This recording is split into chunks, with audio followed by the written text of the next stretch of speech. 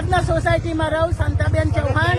ગયા વર્ષે અમારા ત્યાં 2 થી 3 ફૂટ લોકોના ઘરમાં પાણી હતું બધાના ત્યાં, અને કશી કોઈ સગવડ કરતું નથી. એનું મેઇન કારણ એક જ કે આ ભૂખી કાંસ ઉપર જે દબાણો કરી દીધા, ગેરકાયદે બાંધકામની પરમિશનો આપી દીધી, અને લાગતા વરસતા એમના ભાજપ વાળાએ કઈ XYZ ગમે તેને રાજકારણીઓના મોટા મોટા બંગલાઓ ને જાત જાતનું બની ગયું, અને એના કારણે ભૂખી કાંસ આડી અવરી થઈ ગઈ.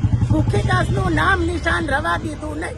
ભૂખી કાંસ ઉપરના દબાણો જ્યાં સુધી નહીં નીકળે ત્યાં સુધી આ પાણીનો પ્રોબ્લેમ કાયમ રહેશે.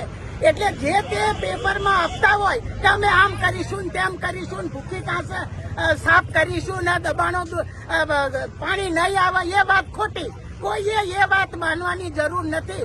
જ્યાં સુધી દબાણો નહીં દૂર થાય ત્યાં સુધી હર સાલ પાણી આવશે આવશે ને આવશે.